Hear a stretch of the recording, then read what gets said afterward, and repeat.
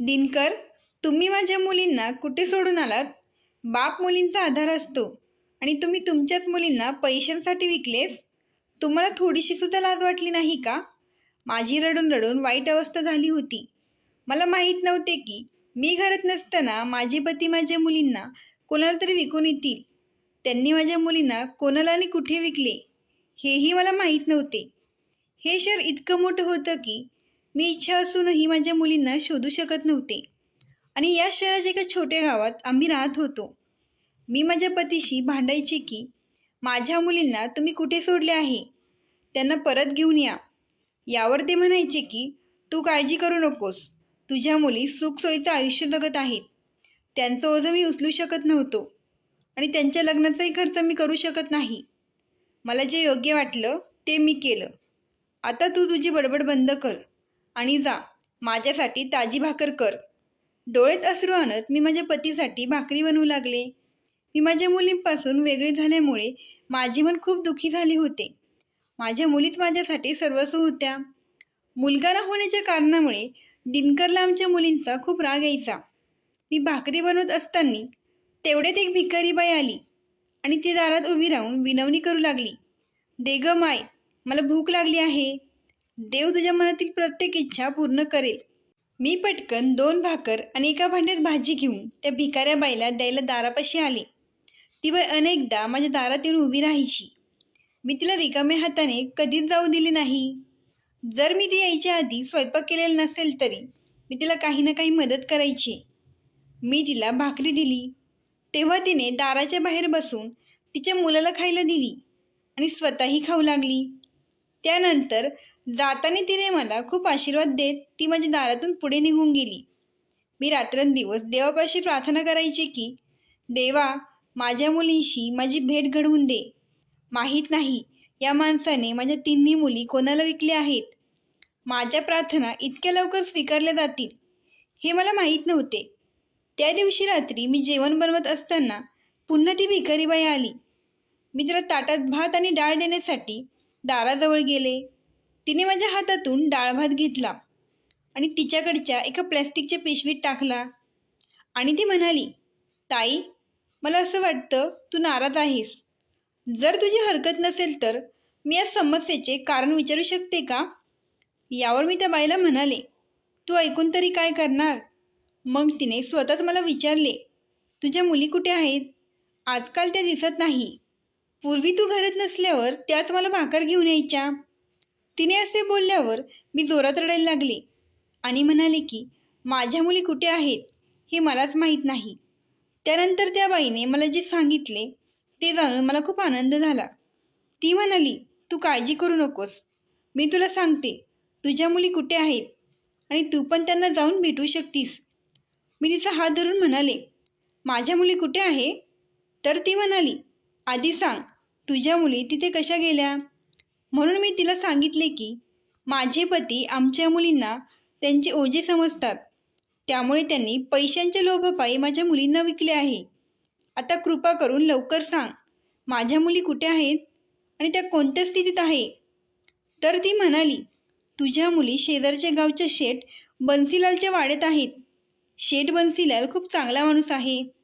एके दिवशी मी त्यांच्या वाड्यासमोर जाऊन खाण्यासाठी विनवणी केली तेव्हा त्यांनी त्यांच्या मोलकरणीला बाहेर पाठवले, जी मला वाड्याच्या आत घेऊन गेली. त्यावेळी त्यांची जेवणाची वेळ झाली असताना सर्वजण वाड्यात जेवत होते. बन्सीलाल पटवारी यांनी त्यांच्या मोलकरणीला सांगितले की या बाईला सुद्धा जेवायला वाढ. त्या दिवशी मी पोटभर जेवून झाल्यावर शेठ बन्सीलाल यांना म्हणाले, माझी मुलंही घरी भुकेलेली आहेत, म्हणून त्यांनी माझ्या मुलांसाठीही खायला दिले.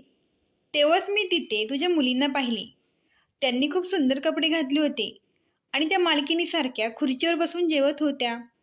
सुरुवातीला मला वाटले की हा माझ्या डोळ्यांचा भास आहे, पण जेव्हा मी त्यांना जवळून पाहिले तेव्हा मला समजले की हा माझा भास नाही.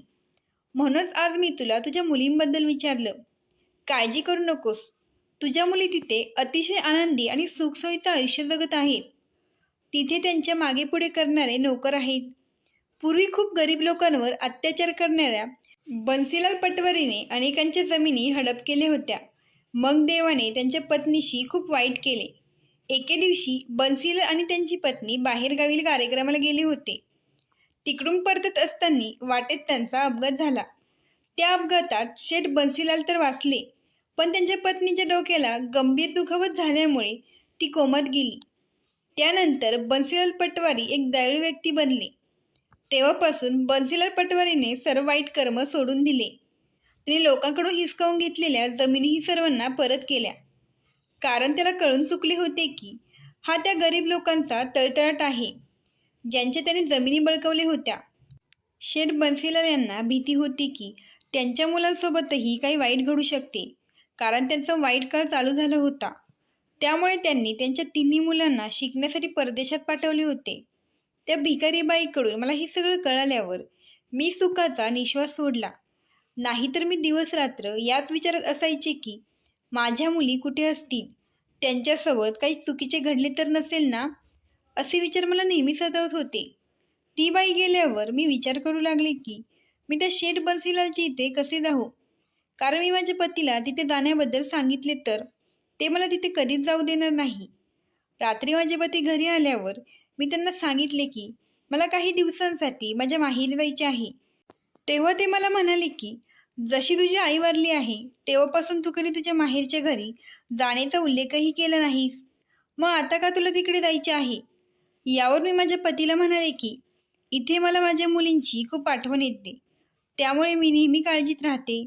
माझ्या माहेरी गेल्यावर मला तिथे थोडे बरे वाटेल आणि त्यांचे विचार माझ्या डोक्यात येणार नाही. मी तिथे काही दिवस राहून परत येईन. यावर माझ्या पतीने मला होकार दिला आणि त्याने मला बस भाड्यासाठी काही पैसेही दिले. मी पटकन काही कपडे सोबत घेतले आणि घरातून निघाले. त्यानंतर मी शेठ बन्सीलाल पटवारीच्या गावात पोचले. मला त्यांच्या वाड्याचा पत्ता माहीत नव्हता. रस्त्याने चालत असताना मला एक विहीर दिसली. त्या विहिरीजवळ एक महिला पाणी भरत होती. मी त्या महिलेजवळ गेले आणि तिला विचारले, शेठ बन्सीलाल पटवारींचा वाडा कुठे आहे? तेव्हा तिने माझ्याकडे आश्चर्याने पाहिले आणि म्हणाली, तू कुठून आली आहेस आणि शेठ बन्सीलाल पटवारीच्या वाड्याबद्दल का विचारत आहेस? मी तिच्यापासून हे सत्य लपून ठेवले की माझ्या मुली तिथे आहेत आणि मी त्यांना भेटायला आले आहे. मी तिला म्हणाले की मी ऐकले आहे बन्सीलाल पटवारी हे खूप दयाळू व्यक्ती आहेत. ते गरिबांना मदत करतात. तर तू कृपा करून मला त्यांचा वाडा कुठे आहे ते सांग. त्या बाईने माझ्यासोबत एका मुलाला पाठवले, जो मला शेठ बन्सीलालच्या वाड्यासमोर सोडून परत निघून आला. तो वाडा एखाद्या आलिशान राजवाड्यापेक्षा कमी नव्हता. मी वाड्याच्या गेटसमोर उभी राहून त्या वाड्याकडे चकित होऊन पाहत होते. त्यासोबतच त्या वाड्याच्या गेटवर दोन मोठ्या केसांचे आणि मोठ्या मिशा असलेले पहारेकरी उभे होते. त्यापैकी एक जण माझ्या जवळ आला आणि म्हणाला, ए ताई, तुला काय हवे आहे? तू इथे का उभे आहेस? तुला कोणाला भेटायचे आहे? एका दमात त्या पहारेकऱ्याने एवढे प्रश्न विचारताच मला घामच फुटला. माझे पाय थरथर कापत होते. मी घाबरत घाबरत म्हणाले, भाऊ, मला बन्सीलाल पटवारींना भेटायचे आहे. मग तो पहारेकरी म्हणाला, तुला त्यांना कशासाठी भेटायचे आहे? मी म्हणाले की मला कामाची गरज आहे. मी खूप छान स्वयंपाक बनवते आणि त्यासोबतच मी घरातली सगळी कामं करते. मग तो पहारेकरी म्हणाला, शेठ बन्सीलाल काही कामासाठी बाहेर गेले आहेत, तू नंतर ये. अहो दादा, पण मी खूप लांबून आले आहे. ठीक आहे, तू माझ्या मागे आत ये. आत गेल्यावर तो पहारेकरी म्हणाला, तू इथे या बाकावर बस. शेठ आल्यावर मी त्यांना सांगतो, त्यानंतर तू त्यांना भेटू शकते. पण आता मात्र इथेच या बाकावर बसून राहा आणि आत जाण्याचा कोणताही प्रयत्न करू नको, नाहीतर तुला इथे काम मिळणार नाही. कारण शेठ पटवारींच्या परवानगीशिवाय कोणीही आत जाऊ शकत नाही. मी होकारार्थी मान हलवली. मग पहारेकरी तिथून निघून गेला आणि मी शेठ बन्सीलाल येण्याची वाट पाहू लागले. माझी नजर पुन्हा पुन्हा वाड्याच्या आतील भागात जात होती आणि मी मनातल्या मनात प्रार्थना करत होते की मला माझ्या मुली दिसायला हव्यात. 3 तास वाट पाहिल्यावर मला गाडीचा आवाज आला, म्हणून मी पटकन उठून उभे राहिले. गाडीचा आवाज येताच गेटवर उभे असलेल्या पहारेकरांनी पटकन गेट उघडले. गेट उघडताच एक चमचम करणारी लाल रंगाची गाडी गेटमधून आत आली. तेव्हा त्या पहारेकरांनी गाडीच्या मागे पळत येऊन पटकन त्या गाडीचा दरवाजा उघडला. मग पांढरा कुर्ता घातलेले शेठ बन्सीलाल गाडीतून खाली उतरले आणि त्यांनी वाड्यात प्रवेश केला. शेठ बन्सीलालच्या मागे मीही आत जायला लागले. तेव्हा मला एका पहारेकराने अडवले आणि सांगितले की तू इथेच थांब, मी शेठजींची परवानगी घेऊन येतो. त्यानंतर तू आज जाऊ शकते. मी पुन्हा तिथेच बसले आणि पहारेकरी परत येण्याची वाट पाहू लागले. काही वेळाने पहारेकरी परत आला आणि मला आज जायला सांगितले. मी माझी बॅग उचलली आणि आज जायला निघाले. आज जाण्यापूर्वी मी डोक्यावरचा पदर खाली तोंडापर्यंत घेतला, जेणेकरून माझ्या मुली मला ओळखू नयेत आणि माझ्या मुली कोणत्या अवस्थेत आहेत हे मला पाहता येईल. मी आत प्रवेश केला तेव्हा भीतीमुळे माझी अवस्था वाईट झाली होती. शेठ बन्सीलाल समोरच्या सोफ्यावर पाय पसरून बसले होते. मी त्यांच्या जवळ जाऊन त्यांच्या पायाला स्पर्श केला. ते मला म्हणाले, ताई, माझ्या पाया पडू नकोस. मला सांग, तुला माझ्याकडून काय मदत हवी आहे? शेठजी, मला कामाची खूप गरज आहे. मग त्यांनी विचारले, तू कुठून आले आहे? शेठजी, मी शेजारच्या गावातून आले आहे. माझे या जगात कोणीच नाही. पूर्वी मी माझ्या गावात एका मोठ्या कुटुंबाच्या घरात काम करायचे, पण आता ते लोक गाव सोडून शहरात गेले आहेत. त्यामुळे माझ्याकडे कोणतेही काम नव्हते. मला कोणीतरी तुमच्याबद्दल सांगितले की शेठ बन्सीलाल यांच्या वाड्यात नक्की काम मिळेल. मी घरातील सर्व कामे करते आणि खूप छान स्वयंपाकही बनवते. तुम्ही मला कामावर ठेवल्यास तुमचे माझ्यावर खूप उपकार होतील. थोडा विचार करून शेठजी म्हणाले, माझ्या वाड्यात आधीच बरेच नोकर आहेत. मला मोलकरणीची गरज नाही. हे काही पैसे घे आणि माझ्या माणसांना तुझा पत्ता दे, जेणेकरून मी तुला दर महिन्याला पैसे पाठवत राहीन. नाही शेठजी, मला फुकटचे पैसे नकोत. तुम्ही मला कामावर ठेवल्यास मी ते पैसे आनंदाने स्वीकारेन. हे फुकटचे पैसे मी घेऊ शकत नाही. शेठजींनी त्यांची मोलकरणी सुनीताला हाक मारली तेव्हा ती धावत आली. शेठजींनी तिला सांगितले की आजपासून स्वयंपाक बनवायला ही तुला मदत करेल. हे ऐकून मी शेठजींचे खूप खूप आभार मानले आणि म्हणाले, शेठजी, तुमचे मन खरोखर खूप मोठे आहे. सुनीता मला तिच्यासोबत स्वयंपाकघरात घेऊन गेली आणि तिने मला शेठजींच्या आवडीनिवडीचे पदार्थ समजावून सांगितले. त्या दिवशी मी कोणतेही काम केले नाही, कारण तो माझा पहिलाच दिवस होता. काम समजल्यानंतर मोलकरणीने मला माझी खोली देखील दाखवली, जी तिथे वाड्याच्या मागच्या बाजूला मोलकरी आणि नोकरांसाठी राहण्याचे ठिकाण होते. तिथे सर्व प्रकारच्या सोयी होत्या. यावरून शेठ बन्सीलाल चांगला माणूस असल्याचा तो पुरावा होता. दुसऱ्या दिवशी सकाळी देवपूजेच्या वेळी मला जाग आली. कोणीतरी वाड्याच्या बाजूला असलेल्या मंदिरात आरती करत होते. मी आंघोळ करून त्या मंदिरात पाया पडायला गेले. तिथे वाड्याची जुनी मोलकरीण देवाची पूजा करत होती. मी देवासमोर डोके टेकवले आणि प्रार्थना करू लागले की मला माझ्या मुलींशी भेट घडवून दे. त्यानंतर मी माझ्या कामाला लागले आणि वाड्यातील सर्व खोल्या एक एक करून साफ करू लागले. मला आशा होती की माझ्या मुली मला कुठल्या ना कुठल्या खोलीत नक्कीच दिसतील. पण जेव्हा मी शेवटची खोली साफ करायला त्या खोलीकडे गेले तेव्हा मागून सुनीताचा आवाज ऐकू आला. त्या खोलीत जाऊ नका. मी म्हणाले, फक्त हीच खोली साफ करायची राहिली आहे. मग ती म्हणाली, या खोलीत जायला कोणालाच परवानगी नाही. यावर मी तिला म्हणाले, पण का? या खोलीत असे काय आहे? सुनीता म्हणाली, तुम्हालाही जाणून घ्यायची काही गरज नाही. सध्या तुम्ही इथे नवीन आहात. हळूहळू तुम्हाला सर्व काही कळून जाईल. आता तुम्ही खाली असलेल्या खोल्यांची साफसफाई करा आणि पुन्हा या खोलीत जाण्याची चूक करू नका. हा बन्सीलाल यांचा आदेश आहे. या खोलीत कोणीही जात नाही. खालच्या खोलीत साफ केल्यावर मी सुनीतासोबत स्वयंपाकघरात स्वयंपाकाची तयारी करू लागले. माझी नजर माझ्या मुलींना पुन्हा पुन्हा शोधत होती. काही वेळाने मला माझ्या 3 मुलींचे आवाज ऐकू आले. त्यांनी जेवणाच्या टेबलावर येऊन शेठ बन्सीलाल यांना नमस्कार केला आणि त्यांच्या चरणांना स्पर्श करून आशीर्वाद घेतला. बन्सीलाल यांनी त्यांना अतिशय प्रेमळ शब्दात संबोधित केले आणि त्यांना आशीर्वाद देत म्हणाले, बसून घ्या मुलींनो, मी तुमची जेवणासाठी वाट पाहत होतो. मी डोक्यावरचा पदर तोंडावरून घेऊन सर्वांना जेवण वाढत होते, जेणेकरून माझ्या मुलींनी मला ओळखू नये असे मला वाटत होते. घरातील सर्व लोकांनी शांतपणे जेवण केले. नंतर सर्वजण एक एक करून उठून जाऊ लागले. पण जेव्हा माझी नजर माझ्या मुलींच्या पायावर पडली तेव्हा माझ्या डोळ्यातून पाणी आले होते. पण त्याबद्दल मी त्यांना विचारू शकत नव्हते की त्यांच्या पायाला काय झाले आहे. बन्सीलाल खूप चांगला होता असे मला वाटत होते, पण त्याचे प्रेमळ हृदय केवळ दिखाव्यासाठी होते. खरं तर तो पूर्वी खूप क्रूर व्यक्ती होता. सर्व काम उरकून मी माझ्या खोलीत आल्यावर सुनीताला म्हणाले, सुनीता, मी तुला एक गोष्ट विचारू का? मग ती म्हणाली, हो विचारा. त्या मुली कोण आहेत ज्या बन्सीलाल शेठसोबत डायनिंग टेबलवर जेवत होत्या? सुनीता म्हणाली, त्या शेटजींच्या मुली आहेत. जर त्या शेटजींच्या मुली आहेत तर मग त्यांच्या पायाची अवस्था कशी झाली? सुनीता अस्वस्थ झाली आणि म्हणाली, तुम्ही झोपायला जाऊ शकता. आता खूप उशीर झाला आहे. पण मी झोपू कशी? मी त्यांची आई होते आणि आईला आपल्या मुलींची अशी अवस्था पाहून झोप कशी येईल? मी संपूर्ण रात्र जागून रडत घालवली. दुसऱ्या दिवशी सकाळी मी वाड्यात गेले तेव्हा माझ्या तिन्ही मुली सोफ्यावर बसल्या होत्या आणि ते आपापसात बोलत हसत होत्या. त्या इथे खूप खुश आहेत असे मला वाटत होते. इतक्यात शेठ बन्सीलाल आले आणि म्हणाले, तुम्ही इथे काय करत आहात? चला आपण खोलीत जाऊया. मी तुम्हा तिघींवर नेमून दिलेल्या कामात कोणतीही निष्काळजीपणा नसावा.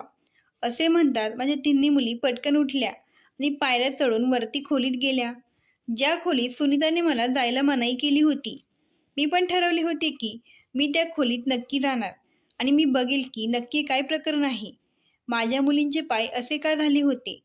त्यांना एवढा त्रास का दिला जात आहे? त्या फक्त जेवायला खाली यायच्या आणि त्यानंतर त्या पटकन त्यांच्या खोलीत जायच्या. हे असे बरेच दिवस चालू होते. मी कोणालाही सांगू शकले नाही की मी त्यांची आई आहे, कारण कोणाला कळाले तर कोणास ठाऊक शेठजींनी मला इथून काढून टाकले असते.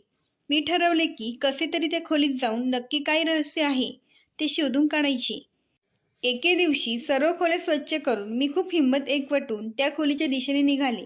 तेव्हा माझ्या आजूबाजूला तिथे कोणीच नव्हते, म्हणून मी त्यांच्या खोलीचे दार उघडण्याचे धाडस केले. मी दार उघडताच समोर जे दृश्य दिसले ते पाहून माझे मन हेलावले. मी स्पष्ट करू शकत नाही त्यावेळी माझी काय अवस्था झाली होती. तेवढ्यात मागून कोणाचा तरी आवाज आला, तुझी हिंमत कशी झाली या खोलीत येण्याची? मी पटकन दरवाजा बंद केला आणि मागे वळून पाहिले तर शेठ बन्सीलाल होते. ते मला खूप रागाने म्हणाले, या खोलीत जायला कोणालाही परवानगी नाही, हे तुला कोणी सांगितले नाही का? मी घाबरून म्हणाले की मी सर्व खोल्या साफ केल्या, म्हणून मला वाटले की मी ही खोली देखील साफ करावी. शेठजींनी माझ्याकडे बोट दाखवले आणि म्हणाले, खबरदार, पुन्हा या खोलीजवळ दिसली तर माझ्यापेक्षा वाईट कोणी असणार नाही. आता इथून निघून जा आणि तुझं काम कर. मी रडत रडत तिथून निघून खाली आले. सुनीताने हे सर्व खाली उभे राहून ऐकले होते. ती मला म्हणाली, मी तुम्हाला त्या खोलीत जाऊ नका म्हणून सांगितले होते ना. शेठजींनी या चुकीमुळे अनेक मोलकरणींना कामावरून काढून टाकले आहे. कदाचित ते तुम्हालाही नोकरीतून काढून टाकेल, कारण शेठजी त्या खोलीजवळ कोणालाही फिरकू देत नाही. यावर मी सुनीताला म्हणाले, सुनीता, देवाखातर काहीतरी कर. माझ्याकडे दुसरी जागा नाही. मी कुठे जाणार? सुनीता म्हणाली, आता मी यात तुझी काहीच मदत करू शकत नाही. मी स्वतः मोलकरी नाही, त्यामुळे मी काहीच करू शकत नाही. त्याच दरम्यान शेठ बन्सीलाल खाली आले. तेव्हा मी धावत जाऊन त्यांच्या पायाला पकडले आणि म्हणाले, शेठजी, देवाखातर मला माफ करा. मी इथून पुढे अशी चूक कधीच करणार नाही. तुम्ही मला नोकरीवरून काढून टाकू नका. माझ्याकडे राहायला दुसरी जागा नाही. शेठजी म्हणाले, ठीक आहे, ठीक आहे, जा आणि तुझे काम कर आणि पुन्हा तुझी अशी तक्रार माझ्यापर्यंत आली नाही पाहिजे, हे लक्षात असू दे. दुसऱ्या दिवशी संपूर्ण वाड्याला रंगीबेरंगी फुलांनी सजवले जात होते. सुनीता म्हणाली, आज संपूर्ण घर नीट साफ करून लवकर स्वयंपाकघरात ये आणि मला स्वयंपाकात मदत कर, कारण आज जास्त लोकांचा स्वयंपाक बनवायचा आहे. मी पटापट साफसफाईचे काम संपवून सुनीताला मदत करायला स्वयंपाकघरात आले. तेव्हा मी सुनीताला विचारले, आज ही सगळी व्यवस्था का केली जात आहे? तर सुनीता म्हणाली, शेठजींची 3 मुलं जी बाहेर परदेशात शिक्षणासाठी गेले होते, आज ते तिघेही परत येत आहेत. या आनंदात वाडा सजवला जात आहे आणि शेठ बन्सीलाल यांनी सांगितले आहे की स्वयंपाक खूप चांगला बनवा आणि वेगवेगळे पदार्थ बनवा, कारण बऱ्याच वर्षांनी वाड्यात माझी मुलं येणार आहेत. त्यामुळे कशाचीही कमतरता भासू नये अशी त्यांची इच्छा आहे. ठीक आहे, आता तू पटापट हात चालव आणि पदर उचल. माझ्याशिवाय इथे कोणी नाही, जेणेकरून तू मला पटापट स्वयंपाक करायला मदत करशील. मी पदर उचलला आणि सुनीता म्हणाली, तू कोशिंबीर बनव. मी कोशिंबीर बनवून थोडी भांडी साफ केली. त्यानंतर आम्ही काही वेगवेगळे पदार्थही बनवले. इतक्यात गाडीच्या हॉर्नचा आवाज माझ्या कानावर पडला. सुनीताने पटकन ज्यूसचे ग्लास ट्रेमध्ये ठेवले आणि त्यासोबतच काही खायचे गोड पदार्थही दुसऱ्या मोठ्या ट्रेमध्ये ठेवले. तिने पटकन तो ट्रे उचलला आणि मला तो ज्यूसचा ट्रे घ्यायला सांगितला. आम्ही हॉलमध्ये ते घेऊन गेलो. तिथे शेठजींची 3 मुलं सोफ्यावर बसली होती आम्ही ते ज्यूसचे ग्लास त्यांना दिले. तेव्हा ते इंग्लिशमधून म्हणाले, थँक्यू. मला समजले होते की त्यांनी आमचे आभार मानले होते. जरी या वाड्यात आम्ही नोकर म्हणून असलो तरी त्या मुलांनी आमचे आभार मानले होते. यावरून शेठ बन्सीलालने त्यांना खूप चांगल्या प्रकारे वाढवल्याचे दिसत होतं. त्यांच्या संगोपनाचा हा परिणाम होता. त्यांच्या मोठ्या मुलाने सुनीताला नमस्कार केला आणि म्हणाला, सुनीता आंटी, प्लीज लवकर जेवायला घेऊन या. आम्हाला खूप भूक लागली आहे. सुनीता म्हणाली, मी आत्ताच तुम्हाला जेवण सर्व करते. मी आणि सुनीताने मिळून स्वयंपाक बनवला होता. बन्सीला आणि त्यांच्या मुलांनी जेवायला सुरुवात केली. आज माझ्या मुली जेवणाच्या टेबलवर हजर नव्हत्या. ही गोष्ट मला त्रास देत होती. मी ठरवलं होतं की आज रात्री सगळे झोपल्यानंतर मी पुन्हा त्या खोलीत नक्की जाईन. यासाठी मला माझी नोकरी सोडावी लागली तरी चालेल. मी इथे फक्त माझ्या मुलींसाठी आले होते. जेव्हा सर्वांनी जेवण केले तेव्हा शेठजींच्या मुलांनी जेवणाचे खूप कौतुक केले. बन्सीलाल म्हणाले, तुम्ही जेवण खूप छान बनवले आहे. आज मी तुमच्यावर खूप खुश आहे, कारण माझी मुलं आज परदेशातून पुन्हा इतक्या वर्षानंतर घरी परतली आहेत. बरेच दिवस त्यांना घरचे जेवण मिळाले नाही आणि तुम्ही दोघींनीही एवढे चांगले पदार्थ बनवले आहेत. त्यामुळे तुम्हाला जे हवे ते मागा. सुनीता म्हणाली, साहेब, मला काही नको. देवाच्या कृपेने माझ्याकडे तुम्ही दिलेले सर्व काही आहे. शेठजी मला विचारण्याआधी त्यांच्या मुलाने त्यांना विचारले, पप्पा, आई कशी आहे? डॉक्टर काय म्हणतात? तेव्हा शेठजी म्हणाले, मला आशा आहे की तुझी आई लवकर बरी होईल, कारण डॉक्टरांनी सांगितले आहे की आता त्यांच्या प्रकृतीत झपाट्याने बदल होत आहे. येत्या काही दिवसात तुमची आई पूर्णपणे बरी होईल अशी ग्वाही डॉक्टरांनी दिली आहे आणि तिची ती चांगल्या प्रकारे काळजी घेतली जात आहे. त्यांचा मुलगा म्हणाला, आम्हाला आमच्या आईला भेटायचे आहे. शेठजी म्हणाले, माझ्यासोबत चला. ते उठले आणि निघू लागले. मग मी म्हणाले, शेठजी, मला तुमच्याकडून काही मागायचे आहे आणि मला आशा आहे की तुम्ही मला रिकाम्या हाताने परत जाऊ देणार नाहीत. तेव्हा शेठजी म्हणाले, हो, बोल, तुला काय पाहिजे आहे? मी शेठजींसमोर माझ्या साडीची झोळी पसरवली आणि म्हणाले, शेठजी, माझ्या मुली मला परत द्या. यावर बन्सीलाल म्हणाले, तू कोणत्या मुलींबद्दल बोलत आहे? माझा पती दिनकर यांनी तुम्हाला ज्या मुली दिल्या आहेत आणि त्या बदल्यात तुम्ही त्यांना खूप मोठी रक्कमही दिलीस.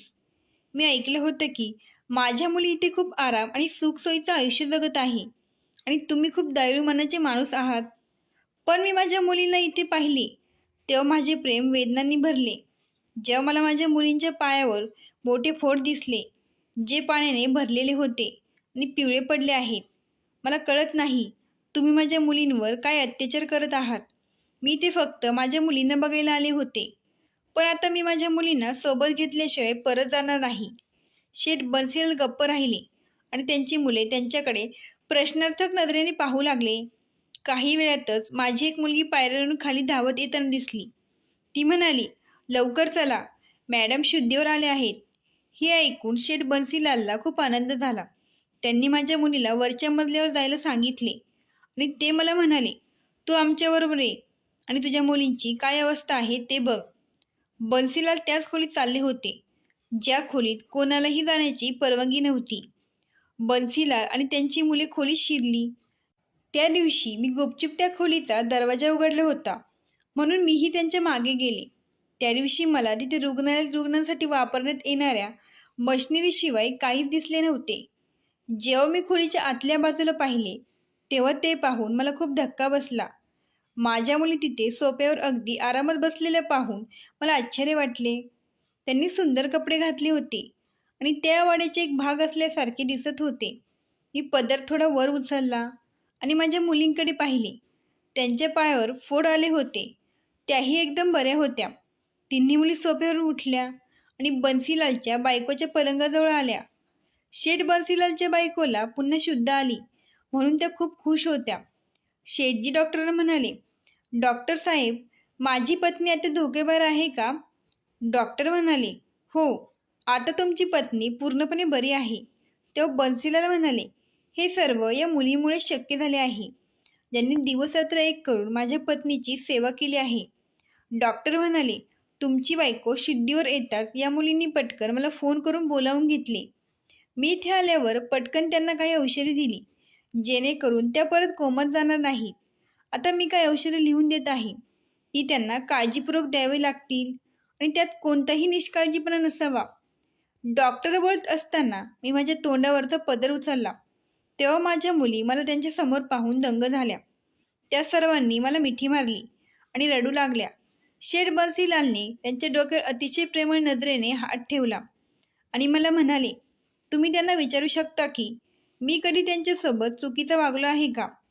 तर त्या मुली म्हणाल्या, नाही आई, या लोकांनी आमच्यावर कोणताही अन्याय केला नाही. खरं तर आम्ही इथे खूप आरामात आहोत. त्यासोबतच यांनी आम्हाला कधीच कुठल्या गोष्टीची कमतरता पडू दिली नाही आणि आम्ही तिघीही या खोलीतच असतो, फक्त यांची काळजी घेण्यासाठी. आम्हाला यापेक्षा जास्त काम नसते. शेठजी आमच्यावर त्यांच्या मुलींसारखं प्रेम करतात आणि आम्ही या वाड्यावर मालकिनीसारखं राज्य करतो. मी म्हणाले, मग तुमच्या पायाला हे पाण्याने भरलेले फोड कसले आहेत? ते कशामुळे आले आहेत? यावर ते म्हणाल्या, आई, आम्ही तिघीही स्वयंपाक बनवायला स्वयंपाकघरात गेलो होतो, तेव्हा गरम तूप आमच्या पायावर पडले. सुनीता काकूने नकार दिल्यानंतरही आम्ही तिघींनी जेवण बनवण्याचा आग्रह धरला आणि आमच्या आग्रहामुळे आम्हाला हा त्रास सहन करावा लागला. आई, आम्ही इथे किती आनंदी आहोत याची तू कल्पनाही करू शकत नाही. ही देवाची कृपा आहे की वडिलांनी आम्हाला या शेठ बन्सीलालसारख्या माणसाला विकलं. जर त्यांनी आम्हाला दुसऱ्या कोणाला विकले असते तर आज तुझ्या मुली कुठे आणि कोणत्या स्थितीत असत्या हे माहीत नाही. माझ्या मुली जिवंत आहेत की मेल्या याची चौकशी करायलाही पप्पा फिरकले नाहीत. ही माणसं त्यांच्यापेक्षा चांगली आहेत, ज्यांनी अनोळखी असूनही आम्हाला इतकं प्रेम दिलं.